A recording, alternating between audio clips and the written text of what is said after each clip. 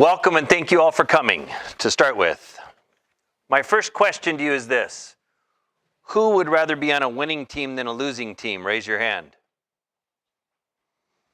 That's really what we're here about tonight. We're about helping you guys understand what we're going to be doing differently to create a winning team. Not just any team, because the best team wins. And we're going to create the best team in this company for this market that this community is going to be able to experience. That's why we're doing what we're doing. So if you ever question why we do some of the things we're going to do, it's always going to come back to this principle. We are going to create the best team in what we do for this community to serve this community with the best team that can be assembled. And as a part of that, we have to create standards, we have to create understanding, we have to communicate this to people, we have to help them to develop, to be able to be capable of performing in the areas that we need them to perform. And sometimes it's a matter of taking people and shifting them into new positions. Sometimes it's some of the training that we have to give that hasn't been given before so that people can develop in certain areas so they'll be more productive in certain ways. And where this starts is, as Mark talked about, was the job description. How difficult is it for you to do the job you're supposed to do if you don't know what to do? It's pretty difficult, right? And I can tell you that in my working with Mark and Teresa now in your company for the months that I have, I can tell you that I've observed and witnessed a whole bunch of people who don't really know what to do in a lot of cases. And that's difficult. It's difficult on you, and it's unproductive for him. So let me ask you this question. Who is your number one customer?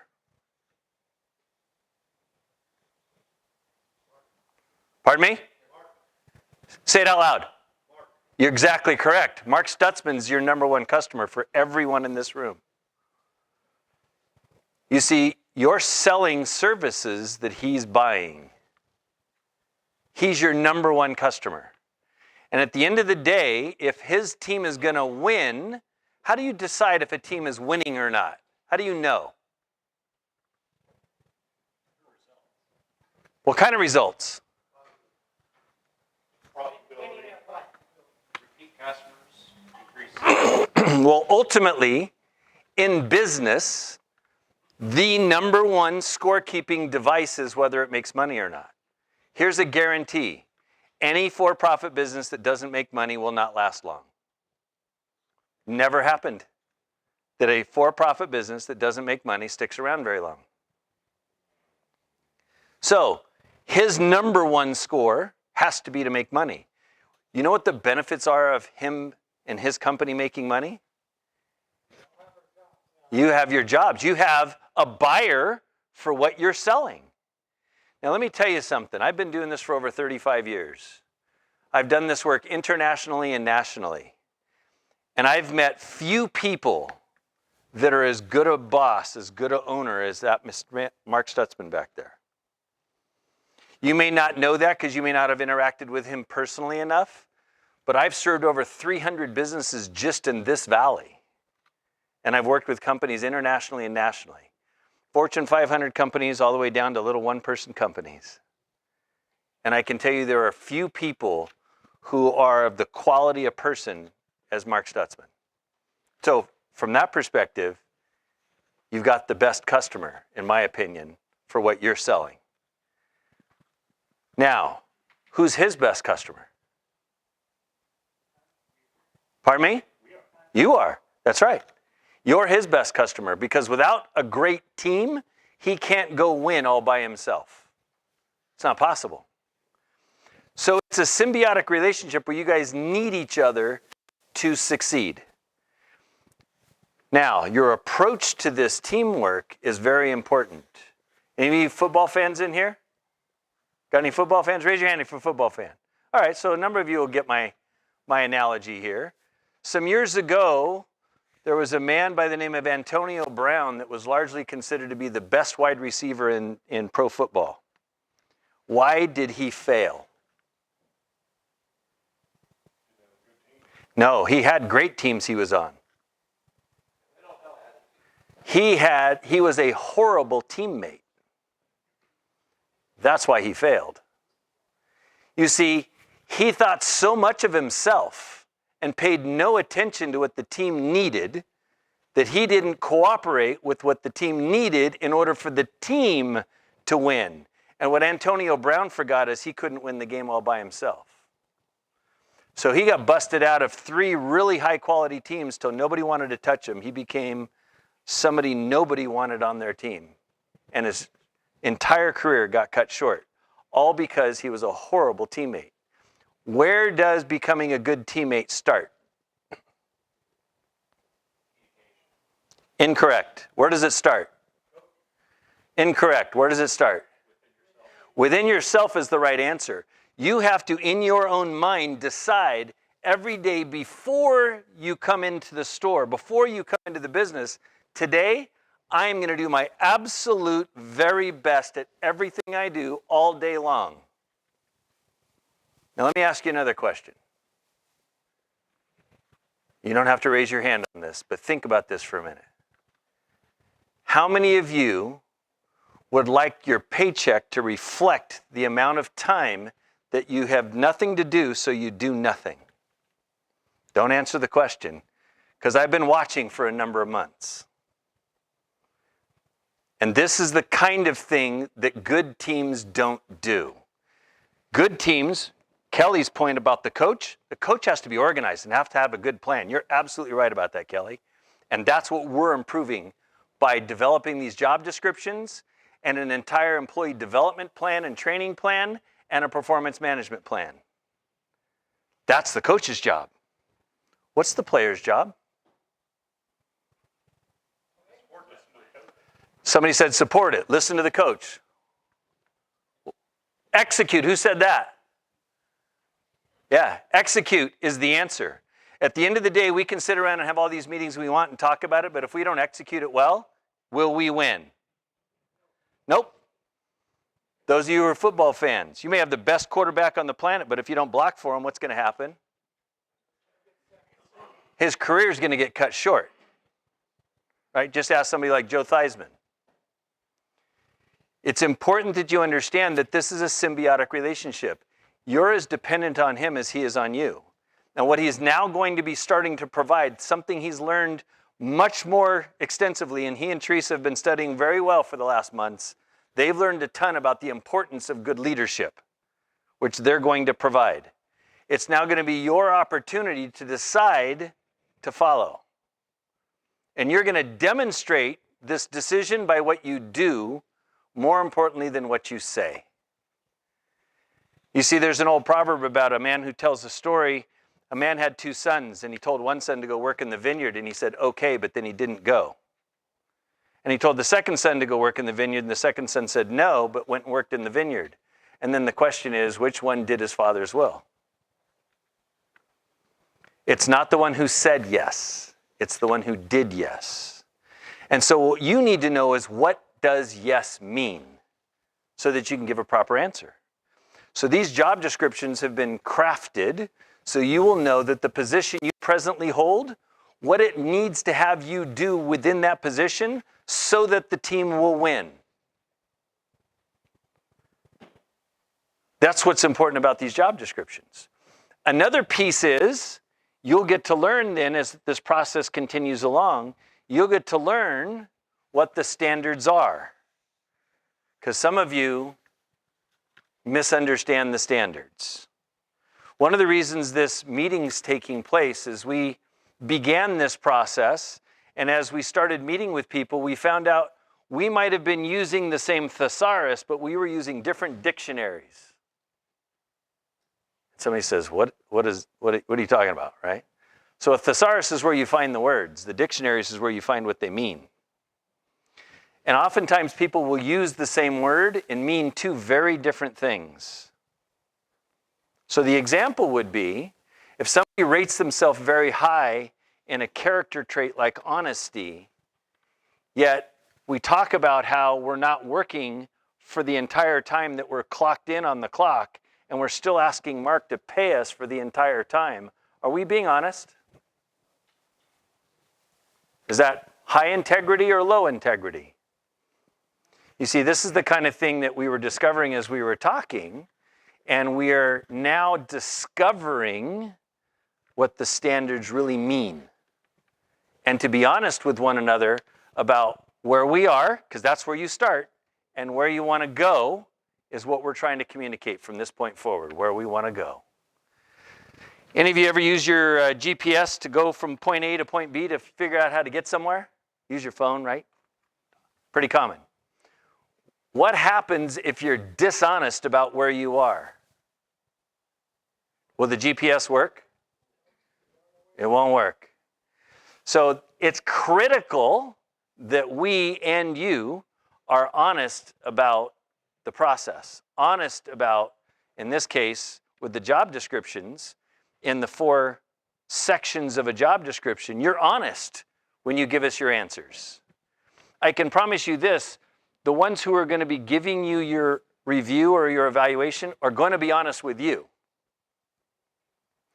And if your supervisors think you're a 2 out of 10 and you think you're a 9 out of 10, there's a grave misunderstanding somewhere that has to be reconciled. And this is going to be important that it always gets reconciled, otherwise you don't have point A to start from where people agree on.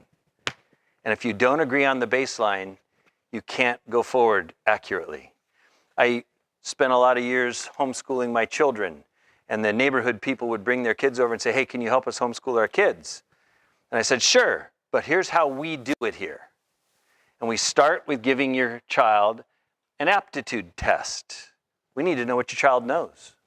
We don't know if they can spell, write, speak well, add, subtract, multiply, divide. We haven't the faintest idea. So we give them a test to find these things out. And invariably the teacher would say, oh, but my child's in 6th grade or whatever the grade was.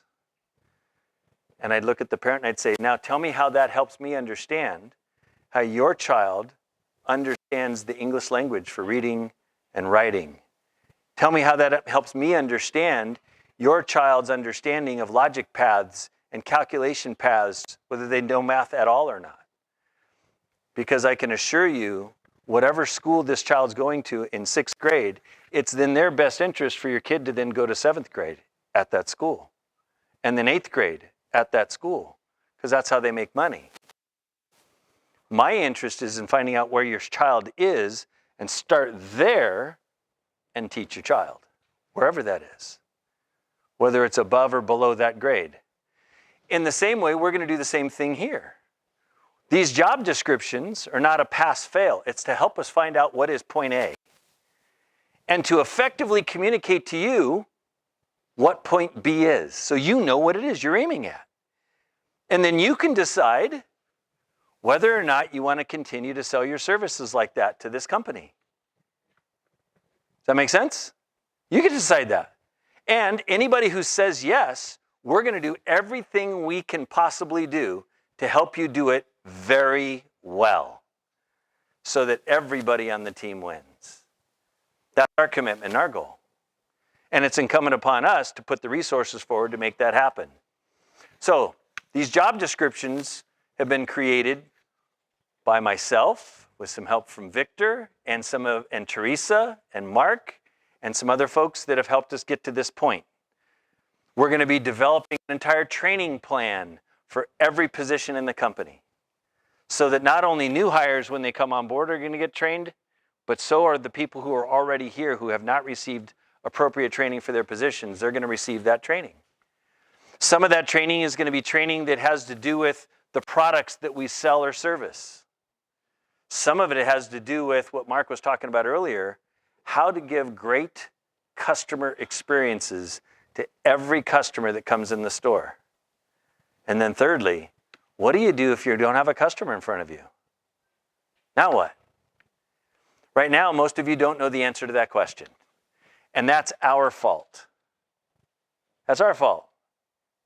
It's your responsibility for not asking someone, but it's our fault for not creating the plan to communicate to you what to do. This is the reason Cliff is now the operations manager here in Grants Pass. And Craig's been added as the store manager out in IV. And John's getting a whole bunch of training coming on his way, because all three entities are going to become better leaders from the top down. The leadership has to be better first before they can expect you to be better. But guess what? We expect you to be better, because we're going to be better. And everyone on the team is accountable. What happens on a football team when the blocker doesn't block somebody and the quarterback gets smeared? What do the rest of the teammates do?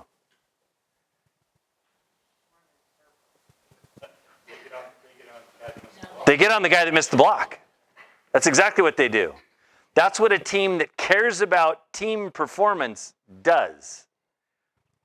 We need to be involved in the process with one another, not just ignoring what one another's doing. And there's a process for doing this. It's important that we have mutual respect enough for one another so that when we see something going wrong, we actually do something about it. We may need to tell someone, or we may need to take direct action. And it's also important, if we're the one doing something wrong, that we're not too prideful to listen and receive whatever that correction may be. There's all sorts of it that we can go over, but suffice it to say, this requires everybody to have humility. A prideful person won't work in this environment. It's not going to make it, which leads me to the fourth section of descriptions. If you look at the back of all of your job descriptions, you will find that every single job description in the company has the identical section 4. So section 1 is the role. The role is what we call it. Does anybody not have a job description they can refer to? Oh, we're missing one right up here. It's important everybody have a copy.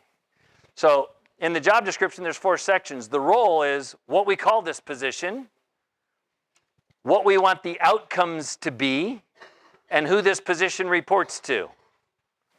That's what the role is. The responsibilities are what this person needs to do in order for those outcomes to be achieved. Then the third section is competencies. These are the skills that you must possess or be committed to developing in order to be able to successfully achieve and execute the responsibilities that you have so that we can experience the outcomes we desire. And section 4, as I said, is identical to every single person's job description, from the top down. When I say the top down, these are the character traits Mark himself is committed to making sure that he demonstrates, exhibits, and gives example of all day, every day. And from Mark through Teresa to the store managers, all the way down to the newest employees, these are the character traits that we are going to be seeking that everyone demonstrate every moment they're at work. With one another, with our customers, with our vendors. We need you to be very conscientious about these things. Now, remember where I said it starts to be a good team member. Starts in your mind. What you think will determine the judgments you make. Those will determine the decisions you'll make. Those will produce the actions you take. Then that will produce the habits you build and the character you forge. So understand, you can know what somebody's thinking by what they're doing. If right now, and I know I've heard some of this floating around the company, some of you thought, oh my gosh, they're going corporate. Heard the rumblings. Some of you have heard those same rumblings. I don't know what somebody means by when they say that, but that's a defense response. That's a response of, I don't like this and I don't want it to happen. What we're looking to find out is how to reach you, each individually and then collectively, to get you to want to be these kind of people all day, every day, with one another, with the customers, with our vendors, at all times. So the first character trait you'll find here is team player. Team player. This is going to be described very briefly here. It says collaborate seamlessly with colleagues to achieve common goals. What we have to do a better job of is helping you understand what your goals are. So let's take, for example, out in the yard. We've got some priorities that we should all know by this point. If a customer needs service, we serve the customer. If a truck needs to be loaded to take stuff to serve a customer, it needs to be loaded. Those are our top two priorities in the yard, right? But then what if we don't have a customer to serve or a load to build? We need you to know, and you need us to tell you, what are the priorities after that you need to be doing, so that you don't just make it up on your own. What about the people inside the store? What do you do if you don't have a customer to serve in the moment? I can tell you, as I've walked around the store, most people have no idea the answer to that question. We're going to fix that. We're going to give you a plan. We're going to teach you how to execute the plan. And we're going to make it so that things that have been going on are in fact going to be different because they need to be different. The productivity level of the whole company does need to become better. Instead of sporadic, it needs to be consistent. And it needs to be done so because you want to be the best teammate to your team that you can possibly be at all times. If that's not a big enough why, then you need to talk to us sooner than later. Second one is personable and approachable. Let me ask you a question. When you go up and talk to somebody, do you like them to grumble at you and grump at you and snarl at you? Then why do we do it to one another when we're the ones grumbling and snarling and grumping? You see, we need to think about how we should be sounding to other people. So here's a discussion we had recently among some of us, and that was how to respond to a customer. Mark was talking about this, how to respond to a customer. If you call your stores right now, make 5 separate phone calls, get 5 different people answering the phone, how many different types of answers will you get? 5 is the answer. We're going to make that be much more consistent. We're going to sound like we're a team. And then we're going to act like a team. We're going to treat each other with the kind of respect that will demonstrate we not only are personable and approachable, but we value that other person such that we're going to make sure that we're personable and approachable with them, no matter what else is going on in our life, or in the company, or with a customer who's just maybe angry at you, right? You can't control the customers all the time. Sometimes some of them are a little unruly, aren't they? Happens. But we don't have to be unruly with one another. We can make a choice to be personable and approachable with everyone. You know where it starts? In our mind. It starts in our mind. We make a judgment about whether it's a good idea to be personable and approachable or not. Then we make a decision to be personable and approachable. And then that produces actions that are someone who's personable and approachable. When you relate to someone, if they feel like they're a prickly porcupine, that's not personable and approachable. Personable and approachable is where you end up, think about how you would like somebody to interact with you so that you feel good about the interaction. Any of you guys ever heard of Chick-fil-A? Truett Cathy is the founder of Chick-fil-A. And Chick-fil-A spent an enormous amount of money trying to simply decide how to respond to every customer. Remember, you're all customers of one another and to Mark as well. How to respond to every customer. And they did a bunch of work and had a whole bunch of input. And when people would say something like, "Thank you," how would they respond? Well, if I asked that question here, we'd probably get at least 15, 20 answers. Chick-fil-A's standard answer is, my pleasure. They train their people that when someone says thank you, you don't say, no problem. You don't say, you're welcome. You don't say, it's nothing. You don't say, okay. You don't say, cheers. You say, my pleasure. That's how finitely Chick-fil-A does it. Okay, let me help you understand something. The most successful quick service restaurant in the planet is Chick-fil-A. 6 days a week, they outperform all the others 7 days a week. That's how successful they are. That's how important stuff like this is that some people think, that's nothing, that's unimportant. No, actually, every interaction with the customer is very important.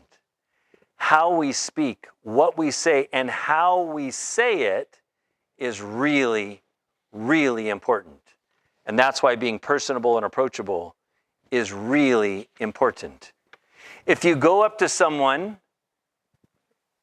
and you are supervising them and you say, I need your help doing this, and the person grumbles with their response like you're putting them out, that's not personable or approachable.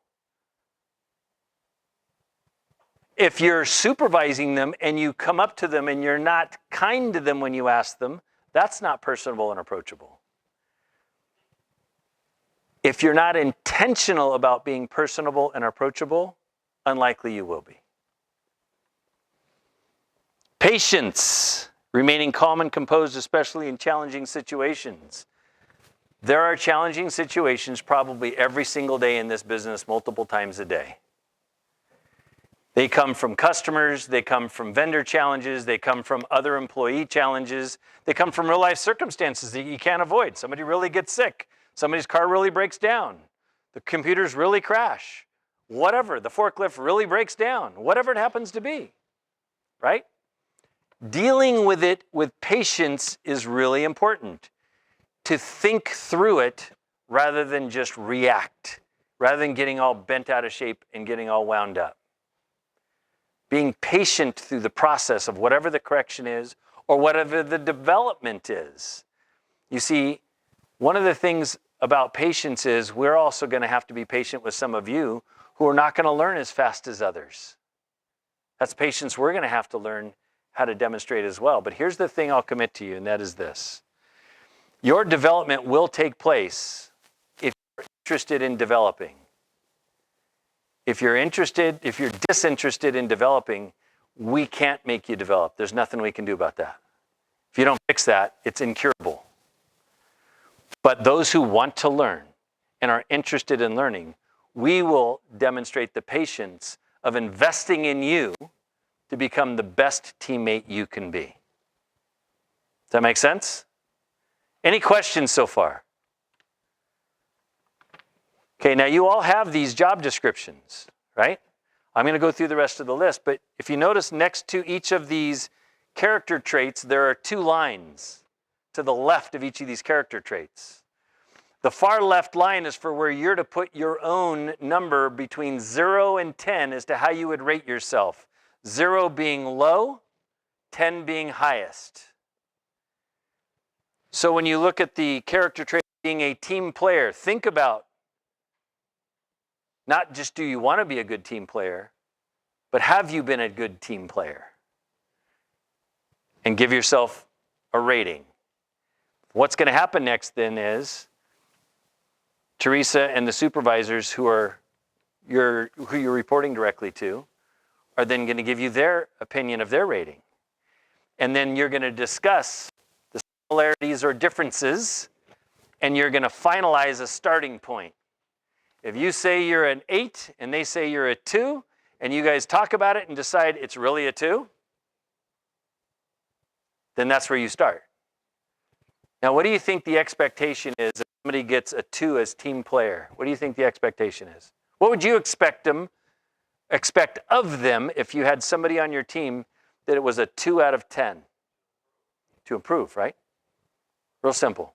Team needs them to improve. Everybody on the team needs them to improve. You've all heard the old adage, a chain's only as strong as its. Same thing happens in a team. Same thing happens in a team. You want to expose a team and have a team struggle and fail over and over again? Don't do anything about the weakest links. We're investing in every single person that's decided to want to be invested in. And what we've done is give you a starting point, the job description. And as you give yourself these evaluations, these ratings of between 0 and 10, team player, go ahead right now and write down your own rating on team player. Take your pen out, your pencil out, write your own rating about whether you're a good team player or not. Okay? Now here's one of the reasons why this is the kind of thing you should not have a problem doing in this group. Because a team works openly with one another. You've got nothing to hide from one another in this area. So if you come and tell me, hey, I'm a 10 out of 10 as a team player, and the rest of the team goes, oh, no, you're not. Guess what? You're probably not. And you're using the far left line to give yourself a grade from 0 to 10. 0 being low, 10 being high.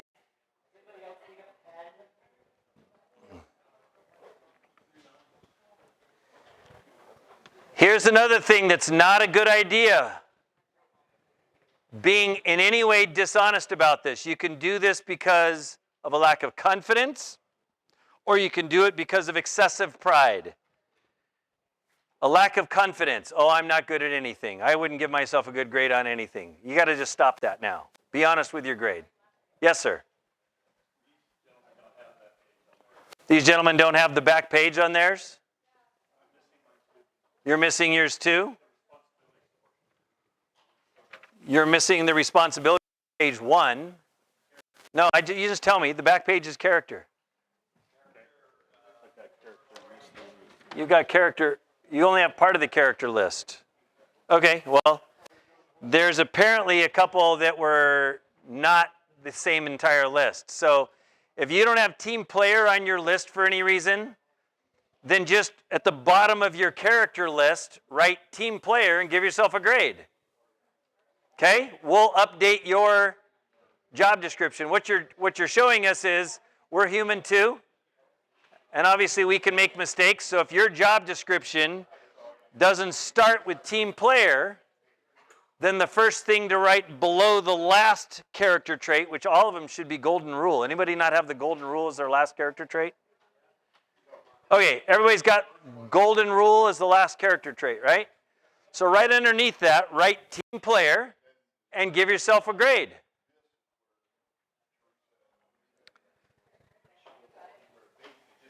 Okay? Hey, anybody have any questions? I'll answer them. Hang on a second, Bill. Bill, if she has questions, she can ask me. Okay, if you have questions about what we're doing, the best thing to do is pay attention to me, because I promise you I'm going to make it excruciatingly clear as to what we're trying to accomplish. Yes, ma'am. Which one did you just now say to do besides team player? Did you say another one? I did not say another one yet. I just said team player is the first one we're starting with, and give yourself a grade. And if yours doesn't start with team player, then write team player below golden rule and give yourself a grade. Okay?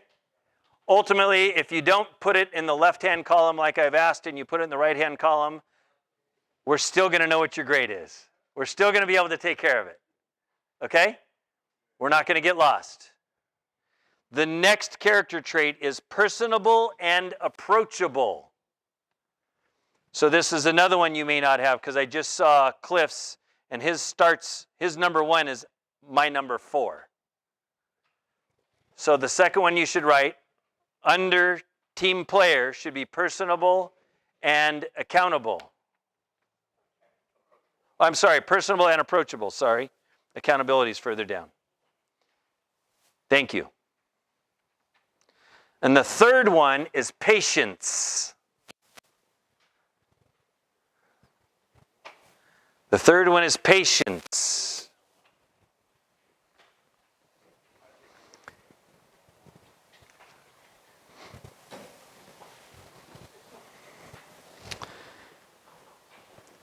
The next character trait is integrity and honesty.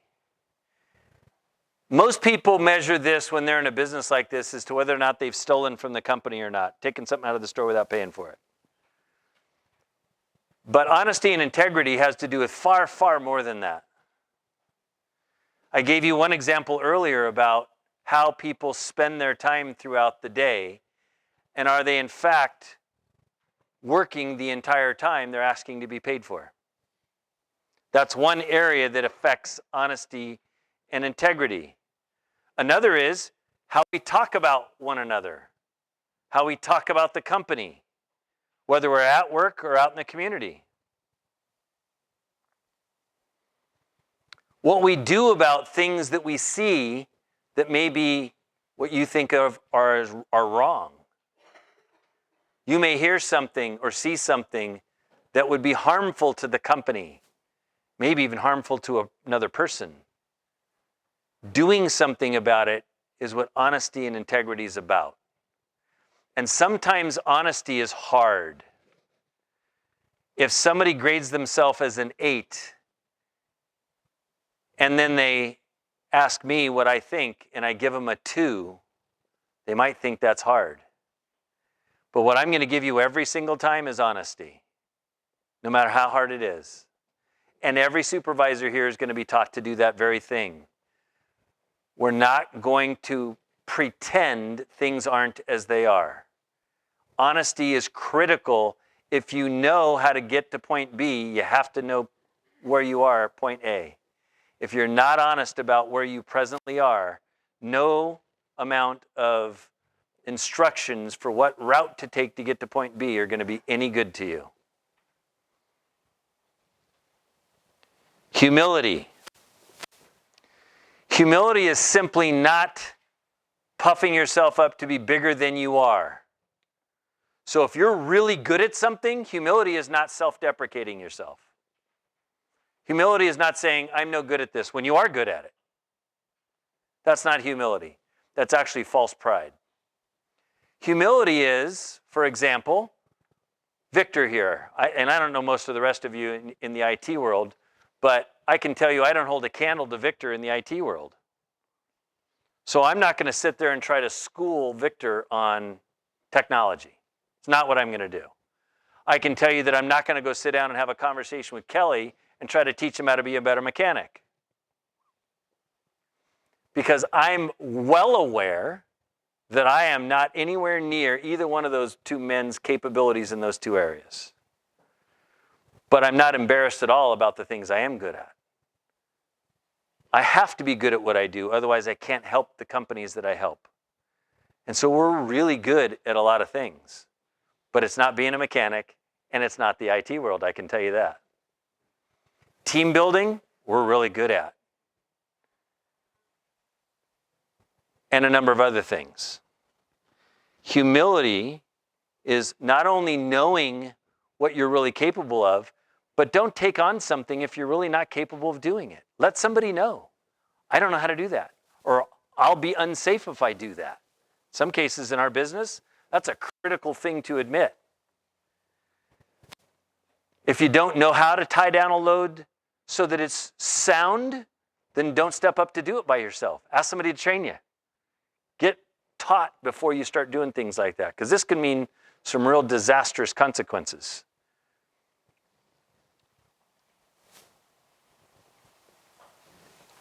Also be willing to receive instruction, correction, and guidance. Sometimes this is hard for folks, especially if you've been doing something for a long time and you're used to the way you've been doing it for a long time. And now you're discovering we got some new things that are coming, some new ways that are coming. And it's going to be important that you be good hearers and embrace the things that we're going to try to teach you. It's also going to be important that if you have a valid reason why you think that what we're going to be asking you to do is incorrect, that you bring it to our attention. We'll listen. Here's where humility comes in. If you speak and you expect somebody to adopt your idea and you will only decide they've heard you if they do what you want, you're not being humble. If your expectation is to get your way because you've said something, that's not a position of being humble. That's a position of entitlement. You have to have an exchange of ideas. You have to be willing to have back and forth together. You have to be willing to talk it out and come up with a merit or the basis for the decision you're going to make.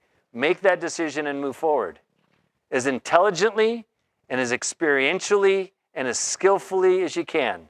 Sometimes, depending on the subject, as compassionately as you can. That's humility.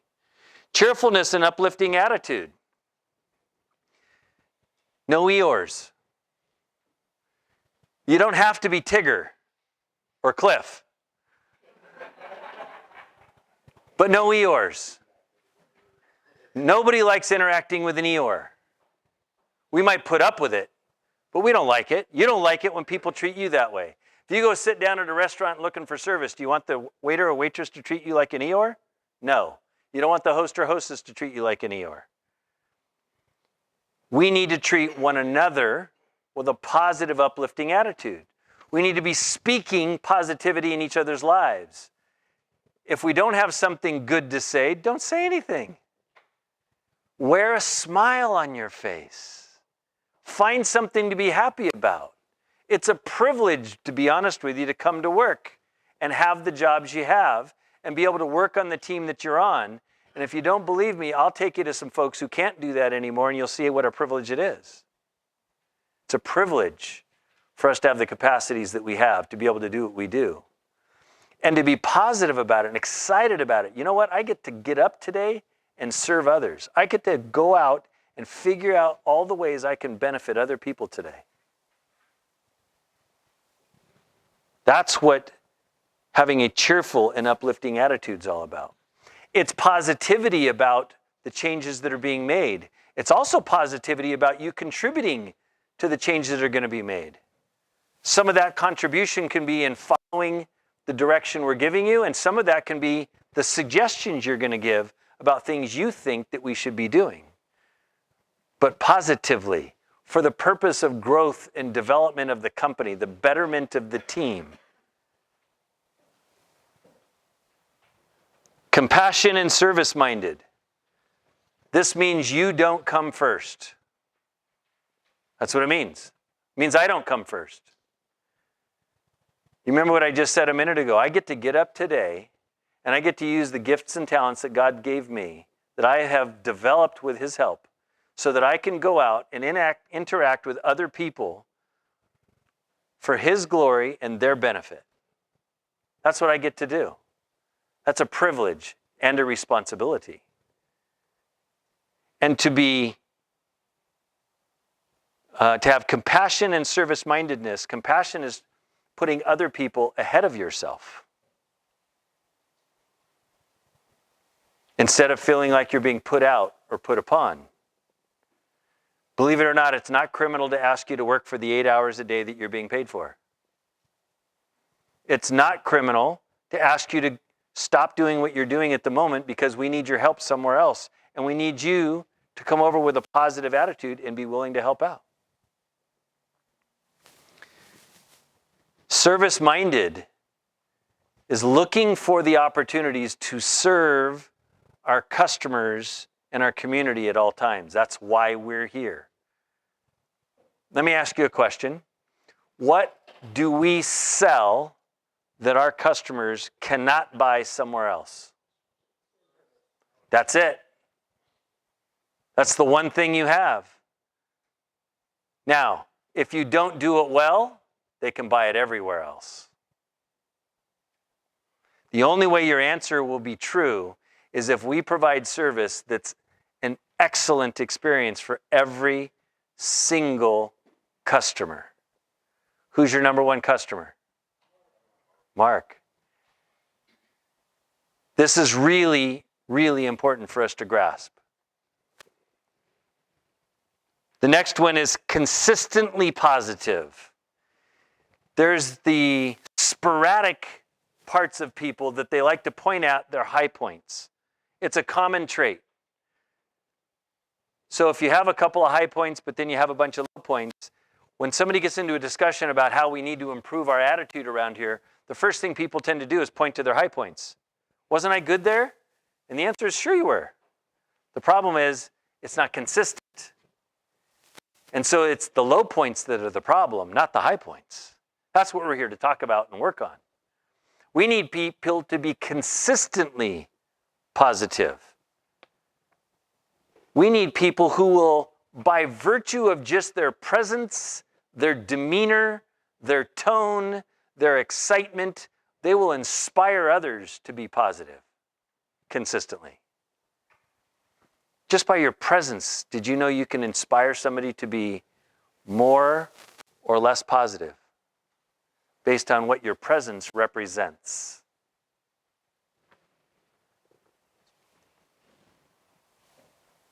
Everybody up with me so far? Everybody giving yourself a grade on each one of these things so far? Next one, self-motivated and hardworking. Here's what I have witnessed. When there's a customer or a supervisor present asking somebody to do something, I have found people have worked hard. When there's either not a customer or a supervisor they're asking them to do something, I've found a number of people sometimes not working at all. And this is a problem for the team. It harms the entire team when somebody does that. If you're going to be self-motivated, what's going to happen is, if you've got your priorities, where let's say you're inside the store, and your first priority is in a department to help customers. If there's no customer in front of you, you need to have a plan as to what you're going to do for every moment of the day when you're not confronted with a customer to help. You need to know how to interact with the rest of the needs of the store. Now that's on us. We got to communicate that to you and help you understand that. But the self-motivated part is you also need to go find out. We need you to come tell us, hey, I don't have a customer to help. What can I do? I promise you, those of you who are in the stores, if you go to Cliff and Amanda or Craig and say, hey, I don't have a customer down there, what would you like me to do? I promise you, they'll give you something to do. I promise you that'll never get old. But that's what self-motivated is you go seeking those opportunities. Where's Velma? Where's your hand? Raise your hand, Velma. Velma's in Grants Pass store. I see her constantly putting away merchandise and straightening up shelves. Let me ask you a question. Why should I have to see her doing that when I don't see any customers around? Why aren't there more people there doing that? This is stuff I've witnessed many times. This is the kind of stuff we're talking about that the standards need to change. And I know it's been happening for a long time. I know. It's a rut that some of you guys have gotten into. This is what's going to change. We need you to be self-motivated for the performance of the team. We need you to be thinking about what can you do in your department to make it better. You're going to be given some things to do also by your supervisors, I can promise you that. But you guys are adults. You guys are smart people, capable people of thinking about, here's my department. You know what? I could go straighten it up. I could go find out from receiving if they got anything for me to put away. There's all sorts of things we could do. The next thing we could do is go to the department right next door and say, hey, do you need help? This is what self-motivated is and hardworking. Give yourself a grade. Results-oriented. You guys are going to have to all at your own levels have results that can be measured so you can be given a measurement. You know how well you're doing or not doing. If you're doing well, you should know. If you're not doing well, you should know. If you're not doing well, you should know what we need to do to invest in you and what you're going to do to invest in yourself to become better. If you're doing really well in the position you're in and you have aspirations of moving up in the company somewhere, we're going to be building an entire upward development plan throughout the company so that from new hires all the way up to the top positions, there's a pathway of learning and growth and development for us to be able to talk about and to demonstrate in the company. So maybe somebody's mastered their current position. Then let's figure out how we can get you some additional training so that you can become more valuable doing some other things. Results oriented. It requires focus on a target. You have to know what the target is. That's one of the first steps here is these job descriptions. You have to know what you're aiming at. How many of you are hunters? Raise your hand. Got any hunters in the room? Yeah? How many of you went out hunting with a blindfold on? Okay, that's a little silly, isn't it? These job descriptions are going to take the blindfold off. They're going to make sure that you know, that we know, that we know, that you know what the target is.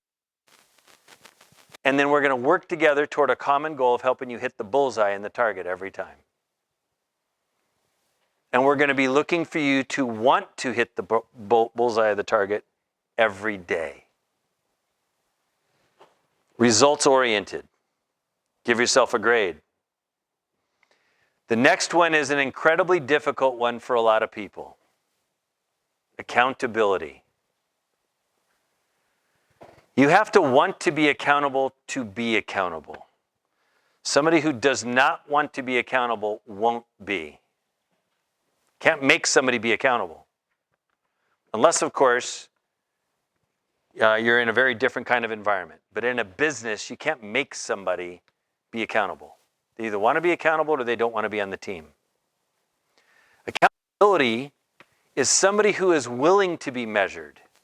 Somebody who lives openly and is vulnerable to the eyes and ears of all the rest of the team so that we can be speaking into one another's lives so that the team can perform at absolutely peak levels on a consistent basis. You have to be willing to listen to people when they come to you with correction, instruction, maybe even complaint.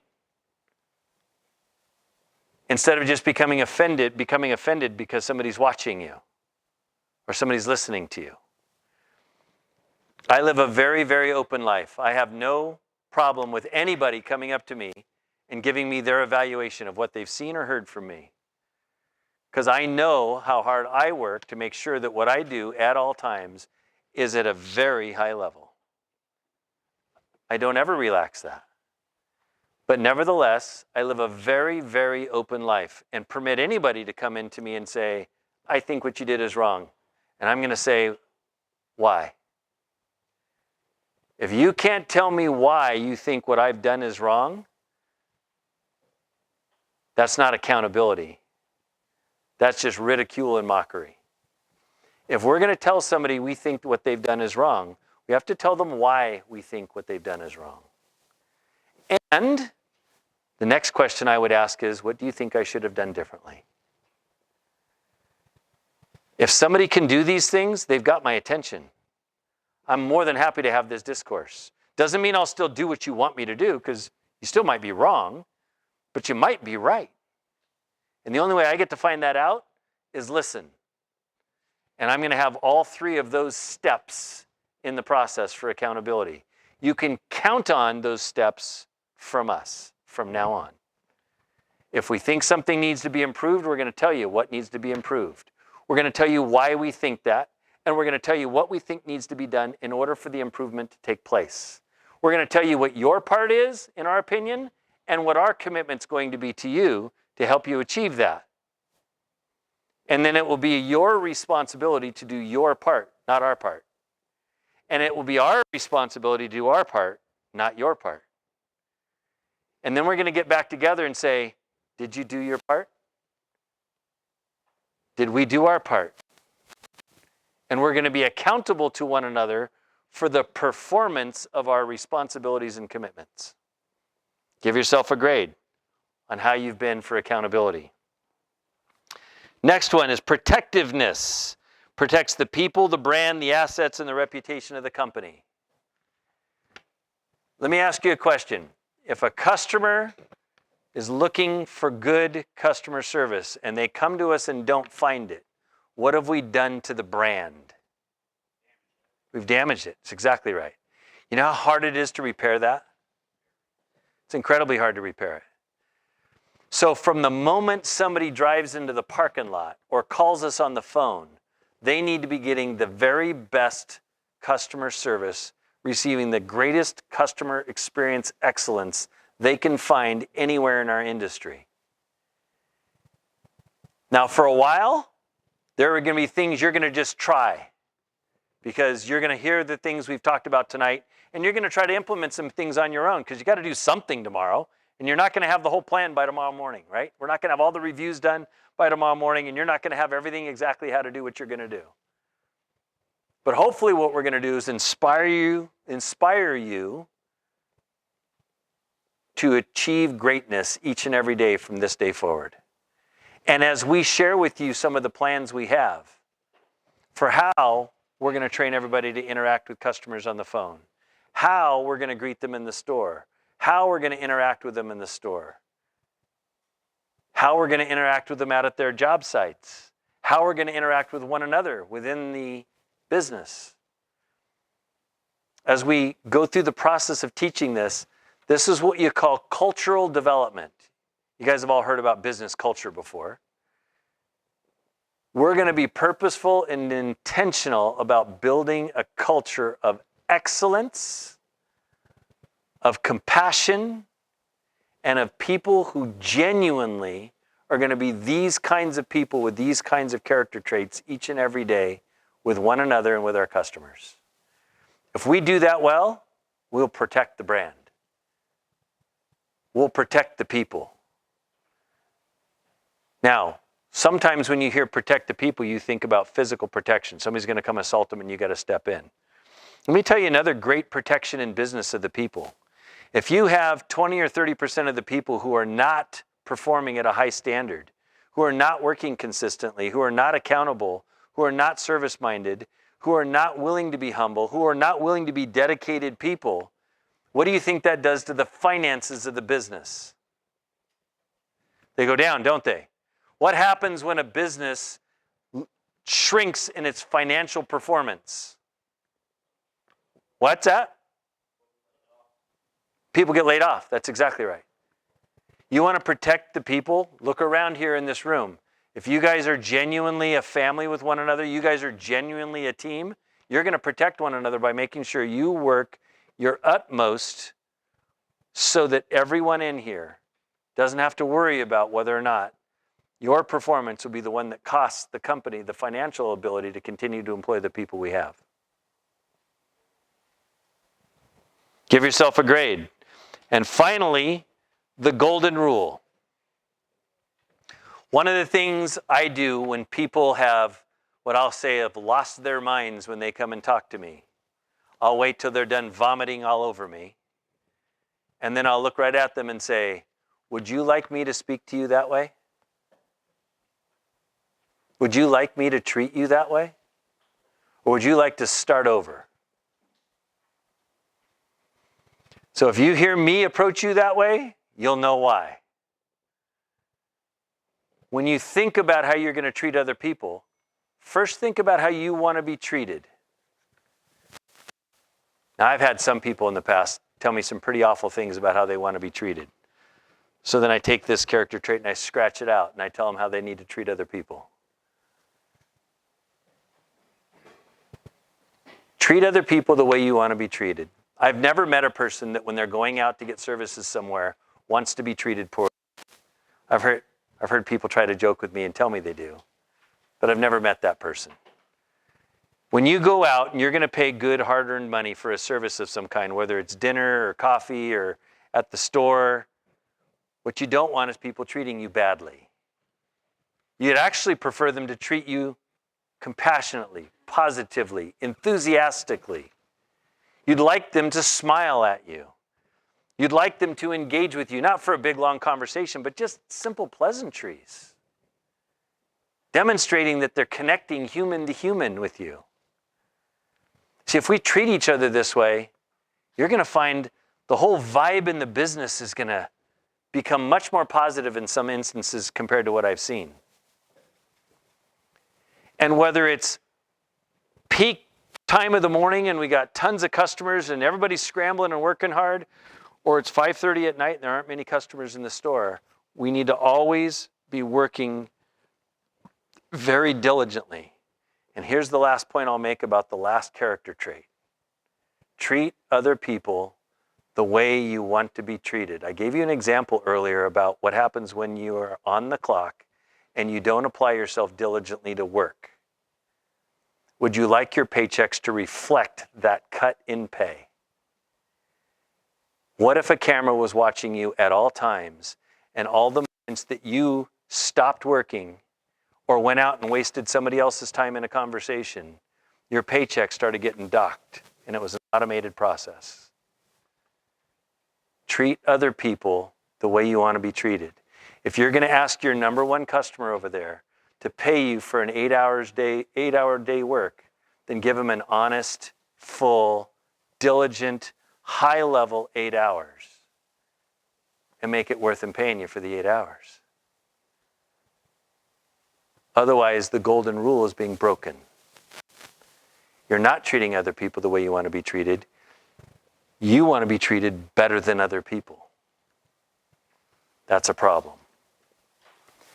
These are the character traits that we're going to be looking for everyone to exhibit all day from now on. Some of you actually have been doing a great job at some of these, and some of you have been doing a great job at most of these. Some of you have not. You need to be honest about which person you are, because everyone in here is going to have a sit-down conversation with their supervisors, and the reviews are going to start taking place, and it is our goal to have them happen every single quarter. So that as we look at these job descriptions and we go through the responsibilities, as you're going to grade yourself in the responsibilities from 0 to 10 in every one of the responsibilities. And every one of the competencies, you're going to rate yourself between 0 and 10.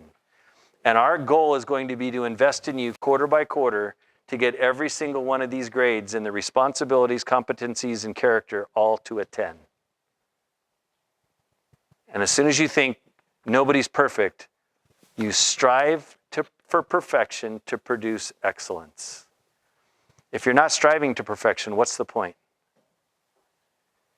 I can tell you, Tony right here does not strive to just get in only one accident as he's going on to deliver his load. I can promise you that none of you plan to make an error on the work that you're doing because you think an error rate's okay. Striving to perfection. I can tell you that I've never heard Kelly say, I'm going to fix this one by giving it 90%. We're going to put most of the oil back in. Right? Doesn't work that way. And it doesn't work that way when a team is going to succeed. It needs you to realize these character traits are not insignificant. They are of paramount importance. In my world, in my business, I work with a lot of third-party service providers. And there's a lot of third-party service providers that would love to work with my company because we serve a lot of companies. And in my world, my evaluation process for every third-party service provider that I'll work with is character first and competence second. If they're incompetent, they're disqualified. There's no further conversation. Character is more important to me. And the reason is the smartest person, most capable person in the room, if they have poor character, will not serve other people well consistently. Because it's a character problem, not a competence problem. So in my world, when I'm thinking about working with other service providers from the community for businesses in the community, it's character first and competence second. And this is why character is such an important subject. Anybody who demonstrates and purposes to be a person of good character can be taught just about anything, can develop to be excellent at just about whatever they apply themselves to. But anybody who chooses not to be a person of high character never succeeds at the highest levels and stays there.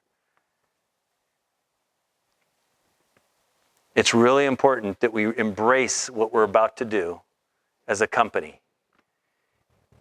The rest of the evaluations, your responsibilities and your competencies. Some of you did a group grading of yourself in the last round. This is every single line item to grade yourself.